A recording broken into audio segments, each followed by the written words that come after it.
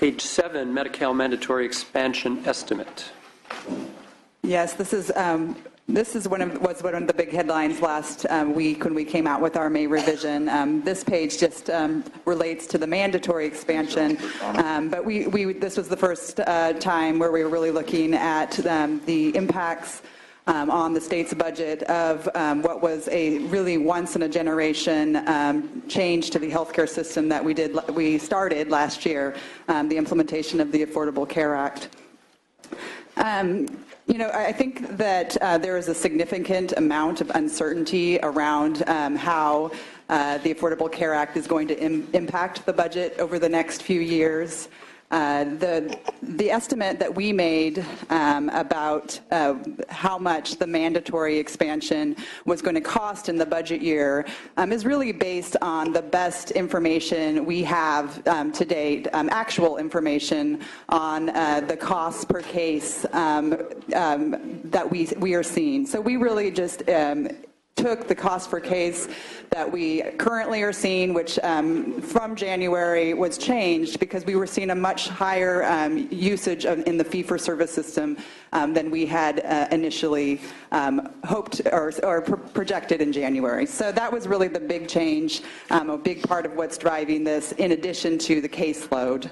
But because there is so much uncertainty in this area, I think we feel strongly that our estimate, which is based on actual data to date that we have, is the best estimate to go with at this time. Thank you, Ms. Bosler. I think LAO has some other thoughts on this.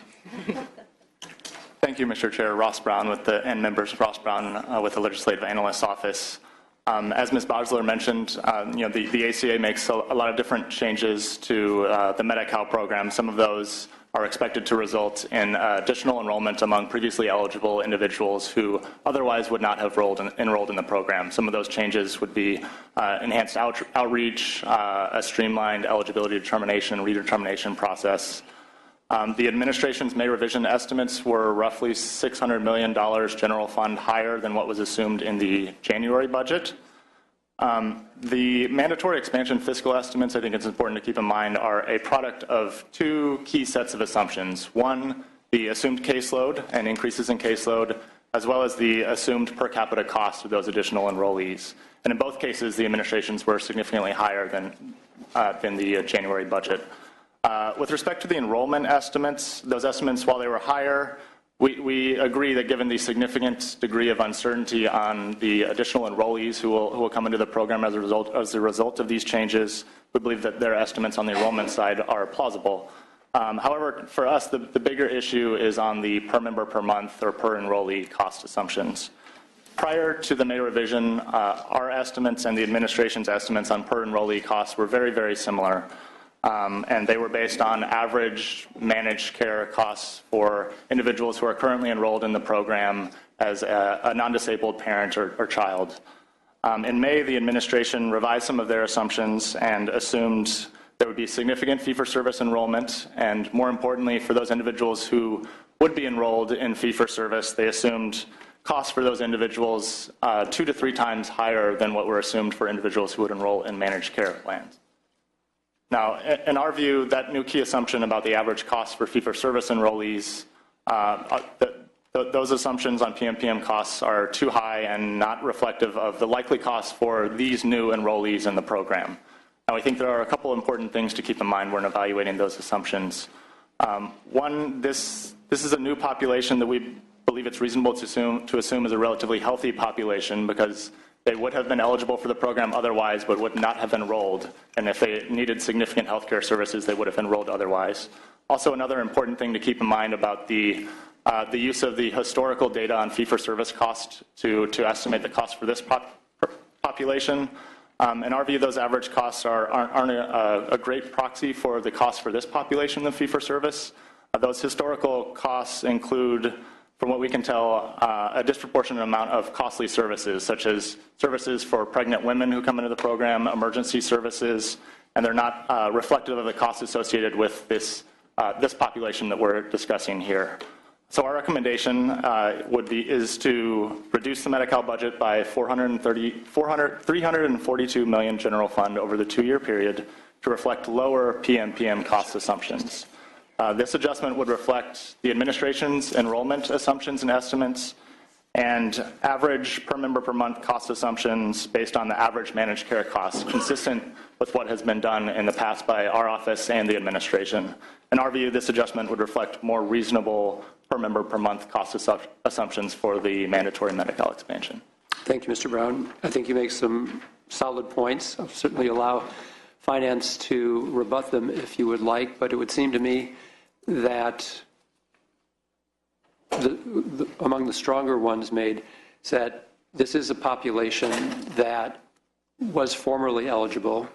If it had health care concerns, would have entered into the system to have them met. And your response to that? There is a lot of logic to that assumption. I think the point that I made initially was that we just don't have data right now about that at all.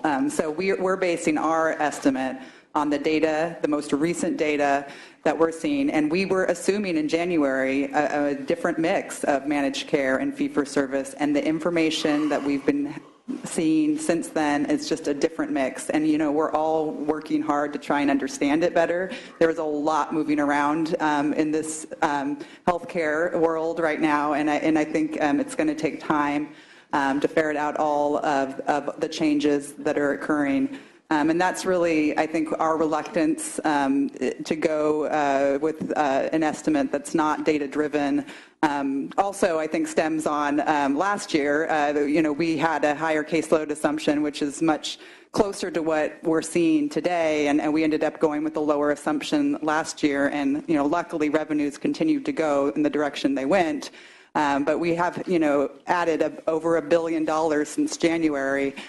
Based on changing assumptions in this program alone. And I think that's just really our concern, is that if things go in a different direction, when there's even more costs than we've already assumed in our budget, that we're well prepared to fund the costs of this program. So I'm understanding you're not so much in disagreement with the LAO's results of their methodology, but you just approach it with a different methodology. Yes, I mean, I think we're basing ours on the most recent data that we have. And while I think there's a lot of logic to their presentation, I think just right now that we just do not have the data to support that at this time. All right, Senator Roth and then Senator Mitchell. I guess this is for the LAO. I mean, obviously, we always want more money, regardless of how we decide to spend it. But in your analysis, I think there's some thought that if you take somebody who's has not been covered and treated, and you bring them into a system, even though they may have been previously eligible and not enrolled, that there's some added expense that goes along with that because they have conditions that haven't been treated, whether they realize them or not, et cetera, et cetera, et cetera. Did you, assuming I didn't misunderstand what you said, did you take that into consideration in developing your model and in coming up with your projections, if in fact there's any validity to what I just said? Sure, Senator Roth. I think that logic makes sense, particularly for individuals who are gaining access to coverage and who did not previously have access to that same healthcare coverage, and now they have someone who is paying for those services that they may need. This population is very different from that because they did have that option for coverage available to them, and so if they had a great need for those services, that option was always available to them. And these people are enrolling as a result of some of the changes, such as streamlined enrollment and enhanced outreach. So they are coming in through means such as logging in through Covered California's website or just remaining on the program due to the new redetermination process, not as a result of some other health conditions. Thank you, Senator Roth. Senator Mitchell, and then Senator Nielsen. Thank you very much, Mr. Chair. I appreciate the LAO giving us a different perspective in terms of both methodology as well as dollar amount, because the administration has continued to focus on this population and their concern about lack of data and their concern about the ultimate costs in an effort to really justify the fact that they continue to ignore the basic human needs of the 2 million Californians who live in deep poverty. And the rationale is, you know, the resources have to be spent on this unanticipated cost, and therefore we can't address this other huge social issue. And so I appreciate the LAO giving us, the legislature, perspective that there could be an additional $300 to $400 million available to us if indeed the administration's projections are in error. And I would certainly hope this body would be proactive in recognizing the fact that the January proposal and the May revise has been silent on any investment in CalWorks, where these 2 million Californians live. And these additional resources could perhaps be redirected to some of those other social programs, again, impacting the Californians living in deep poverty. Thank you, Senator. Senator Nielsen. I share the concerns about the methodology and prospective costs. The observations of the ledge analyst just now, I'd like to maybe have those transcribed, because I'd like to have them in hand in the next 2 or 3 years as things develop here. In California, we've already gone beyond what the federal government required. And the vicissitudes of whatever the implementation is and the regulations of this have been absolutely incredible thus far. So there's nothing but uncertainty. What that argues to, for us as the legislature, is to be extremely, extremely careful and rigidly careful. So we have a motion by Senator Corbett to reduce the Medi-Cal budget by, and this is a conservative number as opposed to the $340 million that the LAO has suggested, just $300 million general fund. And so in concurrence with your results of your methodology. And Ms. Bosler, if you could share with my office the data to which you refer, because I haven't seen it yet. We would be happy to do that. Thank you. Please call the roll. Oh, I'm so sorry. Yes. How could I overlook our public comment? I stand corrected. Beth Capel on behalf of Health Access California, here in support of the staff recommendation for the reasons enunciated by the LAO. We do think that the administration has overestimated the cost, given that all of these Californians were previously eligible but not enrolled, and that the people who made it through the enrollment hurdles were the people who had greater health care needs. We would also encourage you and your staff to continue to look at the enrollment estimates, because as the LAO said in the budget subcommittee hearing, the enrollment estimates, while plausible, are at the high end of plausible, and some of us in looking at them think they're at the very high end of plausible. So we think there may be, on scrutiny of the data, which we have not seen either, there may be additional savings to be had. Thank you. Thank you, Ms. Capel. Mr. Chair and members, Elizabeth Landsberg with the Western Center on Law and Poverty, here also in support of the staff recommendation, which we view to be conservative. As the LAO indicated, there are 2 important criteria. One is the number of people, and then the second is the cost. We find the LAO's arguments as to the cost per enrollee compelling. We still have almost 1 million pending Medi-Cal cases, and so it is indeed hard to figure out the number of enrolled. So they may find it to be on the high end of plausible, and we think there's a real lack of data.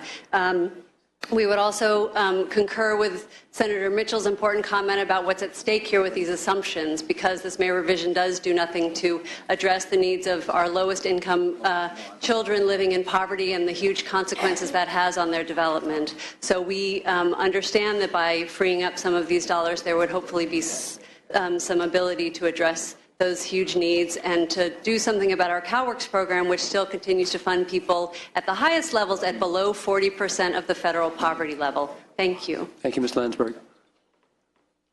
Hello, Tahira Cunningham with the California Pan-Ethnic Health Network. Align our comments with those of our colleagues at Health Access and Western Center and support the staff recommendation. Thank you.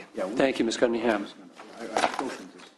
So we have no more questions from the committee. We've heard our public comment. We've got a motion. Please call the roll on page 7. Leno? Aye. Nielsen? No? Anderson? No. Bell? Aye. Berryhill? Block? Aye. Corbett? Aye. Hancock? Aye. Jackson? Aye. Liu? Mitchell? Aye. Monning? Roth? Torres. And Wyland. 9-2. That has sufficient votes, but we will place that on call.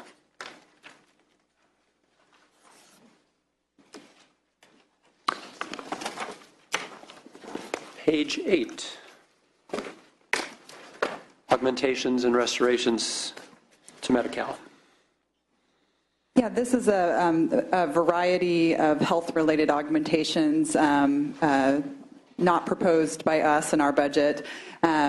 I will just start by saying we don't support these at this time, mainly because we think that the revenues that we're seeing this year are really one-time in nature, and all of these are ongoing, I think maybe with exception of a few really ongoing programs that in many cases grow in the size of expenditures over time, and especially with the expanded Medi-Cal populations that we're seeing in the enrollment right now. I can run through them, or if the LAO wants to present them, either way.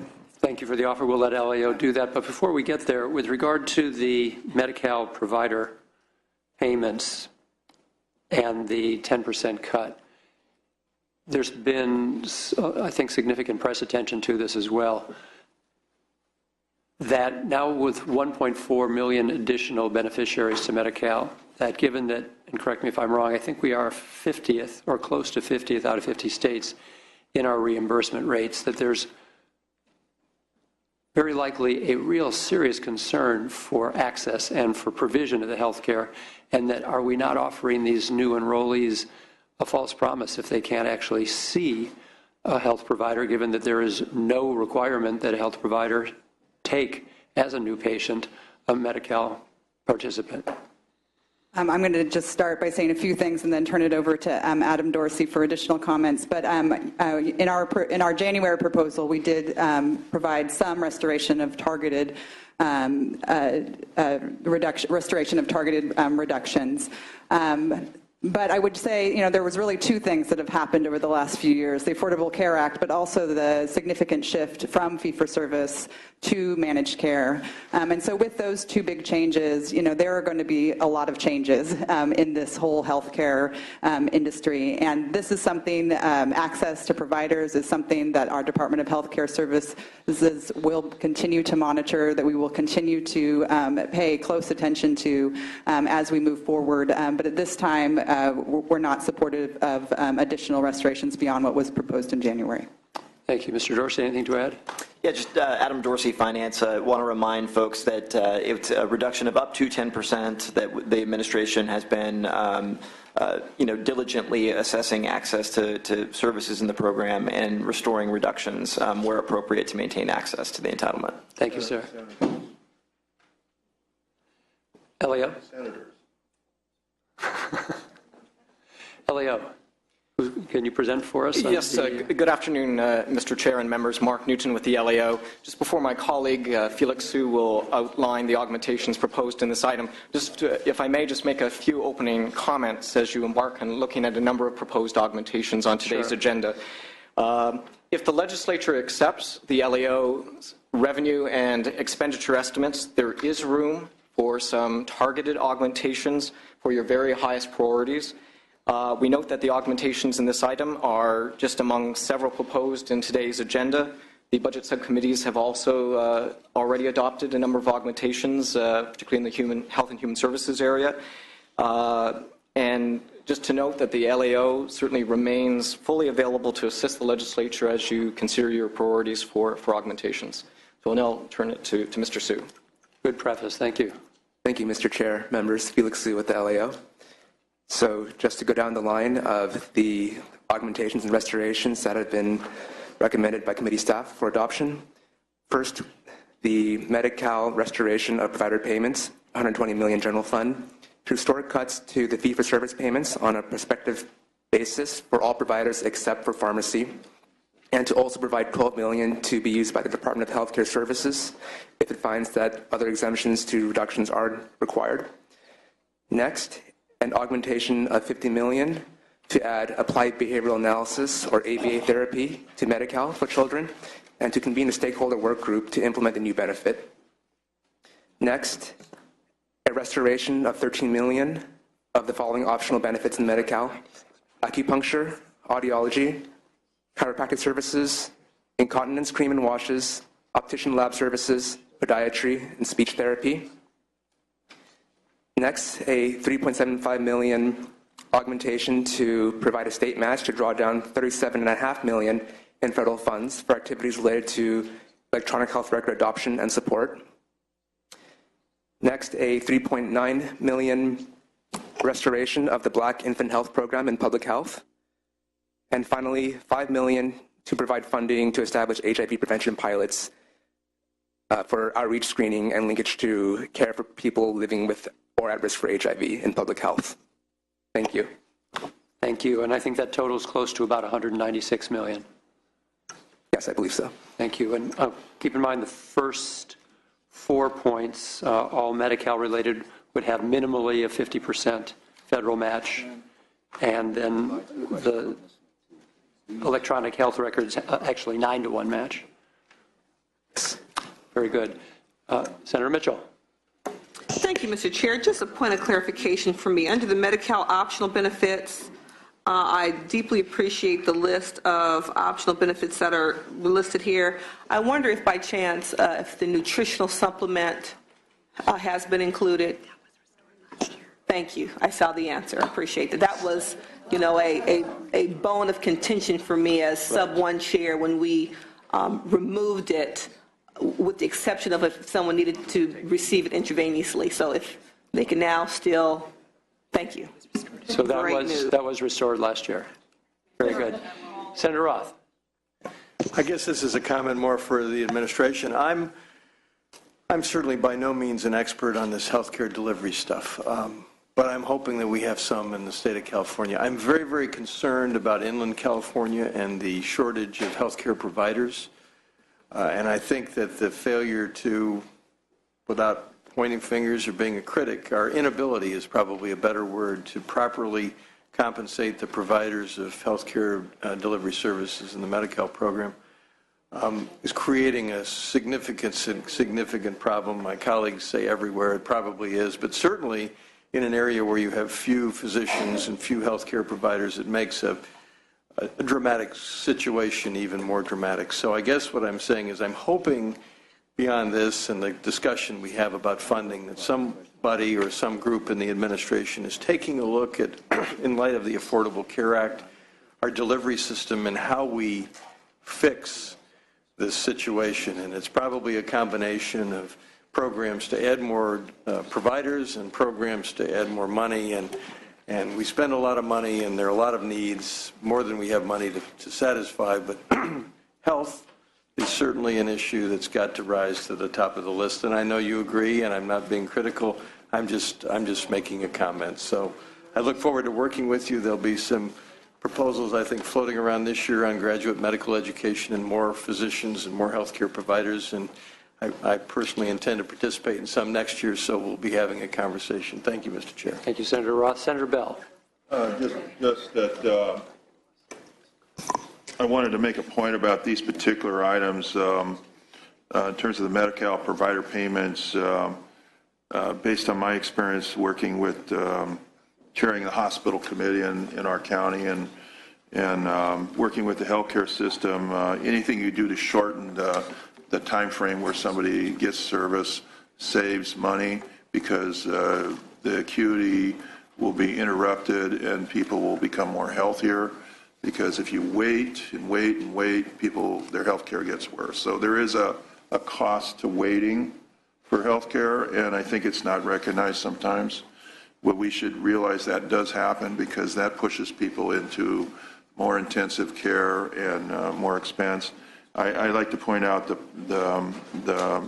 everybody's saying the electronic health records saves money.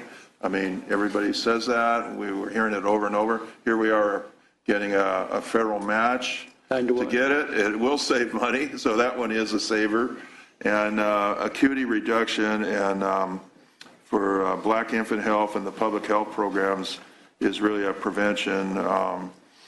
We all know, those are no-brainers, because they do save money, and HIV prevention pilots, working on things like outreach screening, all those kinds of things save money. They save money in terms of our healthcare system, our medical system. We have to start doing some of those kinds of things more to save money, and this is exactly the kind of focus we should have in terms of our expenditures. So I wanted to say I support this.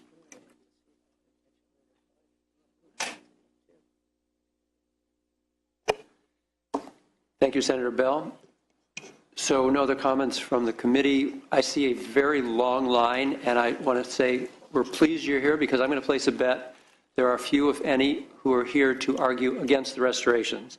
So I'm really pleased to see the long line, but at the same time, due to the length of our budget, and I'm losing colleagues as I speak. So if you could please keep your comments to under a minute, we'd really appreciate it. Would you like a motion, Senator Leno? Thank you. We have a motion by Senator Corbett. Put me on the list before we vote. Sure.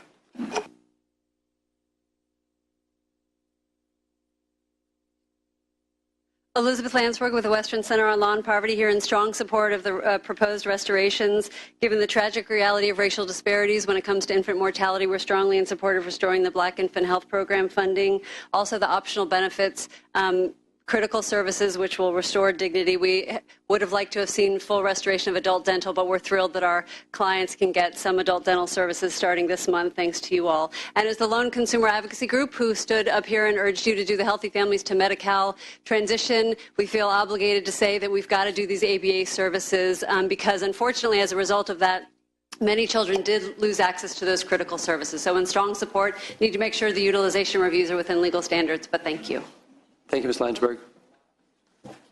Beth Capel for Health Access California. We oppose the cuts. We support the restorations. Thank you, Ms. Capel. Thank you, Mr. Chair and members. Eduardo Martinez with the California Medical Association. First, want to sincerely thank you and the committee for your work on these restorations, particularly on the provider rate cut. We think that this is going to be the first broad-based restoration of provider rates in over 10 years, so that's very significant. Obviously, some of the details still have to be worked out. One of the things that we would request of you is to try and restore these cuts as early as possible. But in particular, we think that January of 2015 is a pretty critical date. One of the saving graces of the Affordable Care Act was the enhanced payments paid to primary care providers, and because of which these cuts were not generally implemented against primary care providers. Unfortunately, that enhanced payment is due to expire at the end of this year, and so to the extent that these cuts are restored later in 2015, we're concerned that there might be an opportunity for the department to impose those cuts in the intervening time. So we just ask you to look Thank you, Mr. Martinez. Chairman and members, Barbara Glazer with the California Hospital Association. We too are pleased to see this augmentation. I do have a question, though. It appears that hospital-based distinct part nursing facilities may not be part of this proposal. I'm not quite sure. They owe the state retroactively, not going forward, and this appears to only apply to providers on a prospective basis. So we'll be working with you on that issue. Thank you. Thank you, Ms. Glazer. Mr. Chairman, members, Fred Main, representing CalPACE, the Association of the PACE organizations in the state of California.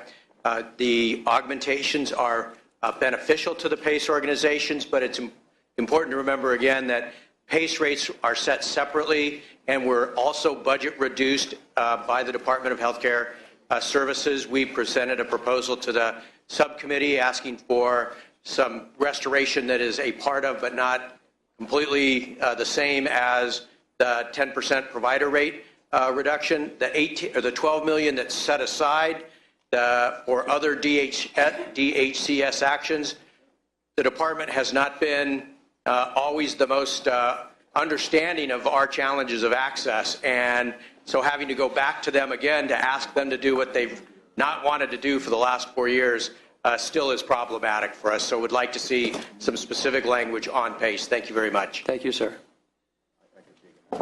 Mr. Chair and members, Monica Miller on behalf of the California Chiropractic Association, and we very much support the staff recommendation.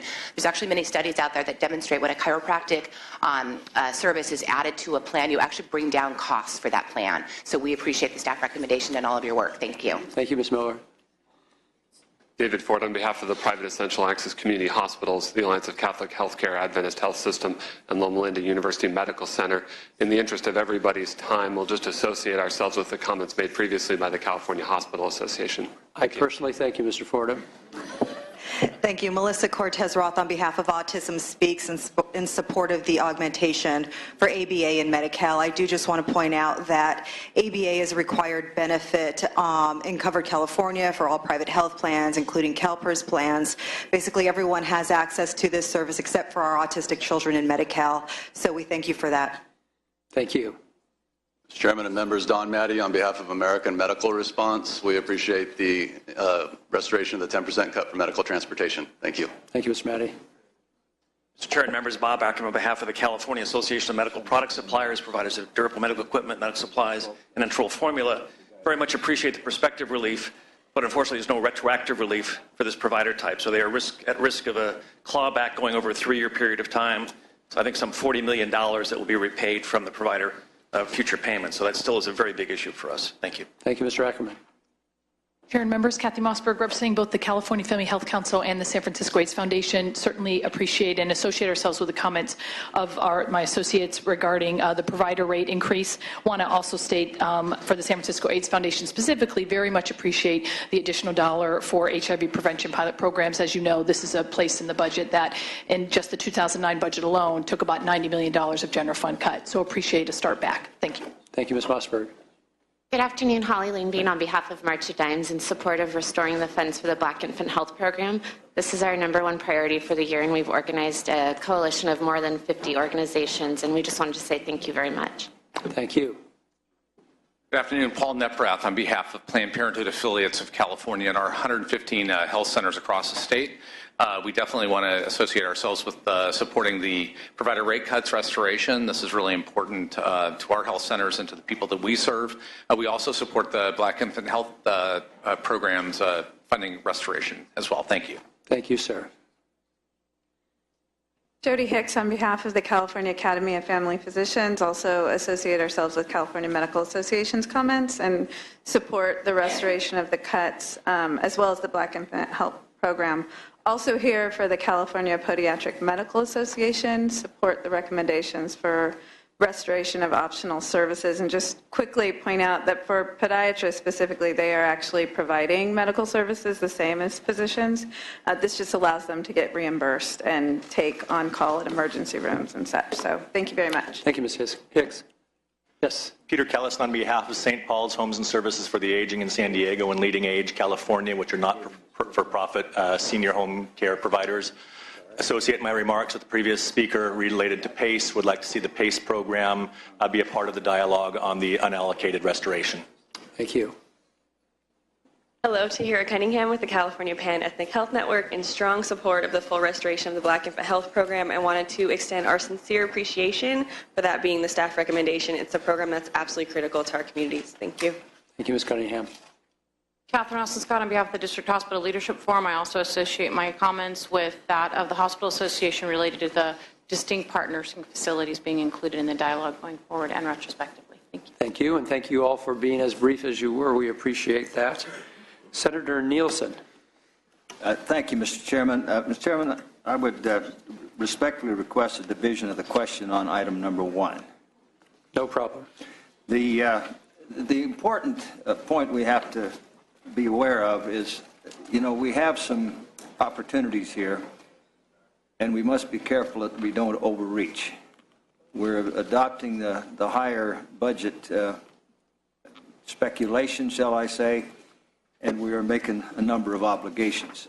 That said, as far as the item 1, I'd like to have a separate vote on that. It has been well acknowledged here, and I'm not going to reiterate it in length, but the physician difficulty in the state of California, and it is only growing worse for many, many reasons. I also have some strong sympathies for some of the optional benefits, but I am not going to vote for that today. We would reserve that to take a look at the context of the whole budget in conference committee. But the whole point is we do have to be cautious and careful how we expend whatever monies are available to us in terms of building the base in the future.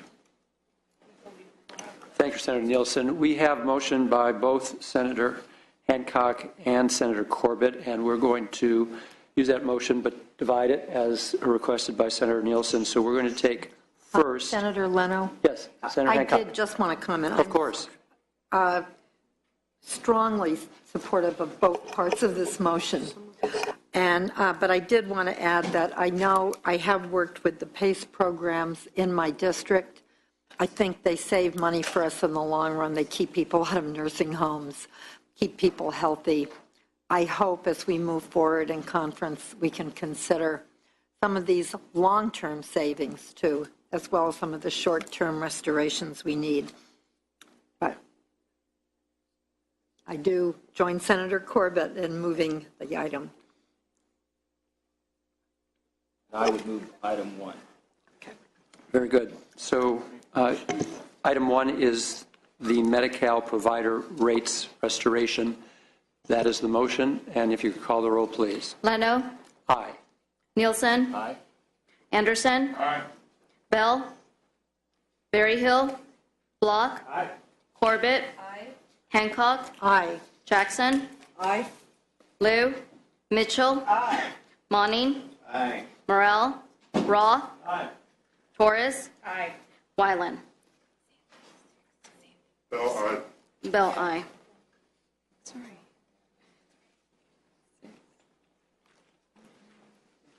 That's 12-0. 12-0, the motion passes. And then the second motion will be for the remaining parts of the Senate proposal, as noted, the ABA, the optional benefits, the electronic health records, Black Infant Health Program, and HIV prevention pilot projects. Call the roll, please. Leno? Aye. Nielsen? No. Anderson? No. Bell? Aye. Berryhill? Block? Aye. Corbett? Hancock? Aye. Jackson? Liu? Mitchell? Aye. Monning? Aye. Morrell? Roth? Torres? 10-2. That measure passes 10-2. And colleagues, before we go on to page 9, I'm going to ask that we lift the calls on the 4 pages which are currently on call, starting with page 1. If you could call the absent members, please. Hancock? Aye. Morrell? That's 10-2. 10-2, that motion passes. Page 3, please. Call the absent members. Berryhill? Block? Sorry. Corbett? Page 3. Monning? Aye. Morrell? Wyland? 7-2. 7-2, that motion fails. Page 4. If you could call the absent members, please. Berryhill? Liu? Morrell? Roth? 7-2. 7-2, that motion fails. Page 7. Berryhill? Liu? Monning? Morrell? Wyland? 10-2. 10-2, motion passes. So that brings us to page